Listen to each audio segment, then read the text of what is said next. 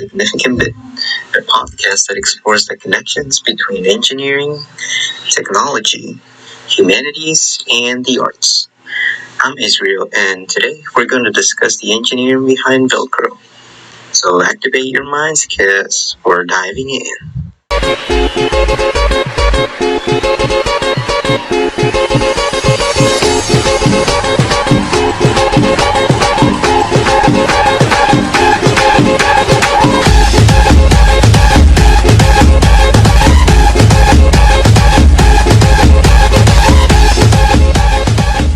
This episode, we will discuss where Velcro originated and why it has become so popular.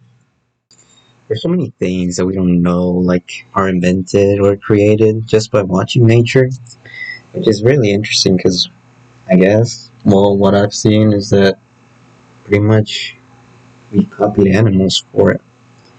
And without the help of animals or nature, I should say, we wouldn't have any of the things that we have today. For instance, what I'm going to talk about in this podcast would be Velcro, and maybe many other things such as camouflage. There's so many great things that came out of just by watching nature, and maybe, who knows, other people would create something just by watching or paying more close attention to what nature does. I'm pretty sure you've heard of Velcro before and probably used it.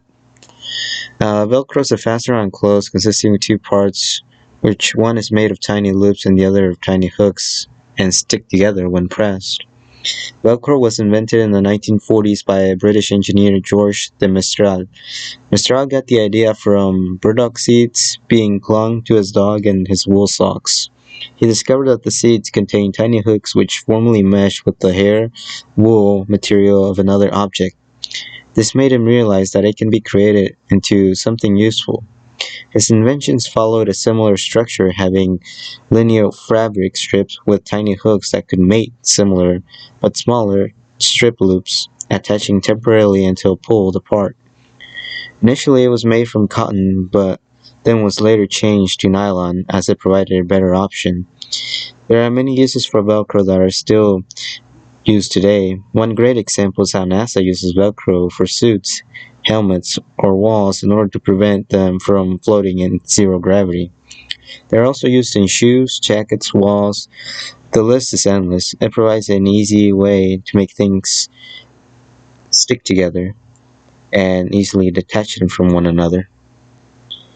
So, this is a very interesting topic because you wouldn't think a Velcro would be made out of a simple idea of just watching your dog having things getting stuck to its fur or your socks. But that also makes you wonder what other things could be made just by watching just how nature plays out. This is one great example of how one simple look at something in life, something you find pretty much, I would say, frequently, could greatly benefit the world in such way that Velcro has.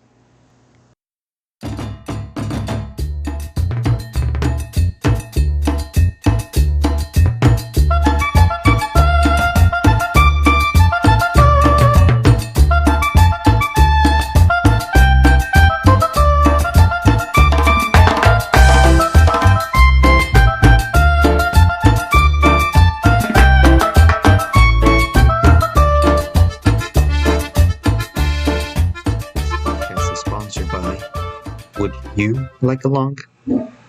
What would you do if you had a log? Would you even want a log? Would you burn it?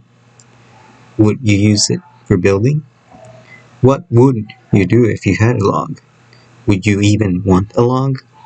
It would be used to start your grill. Would you like a log?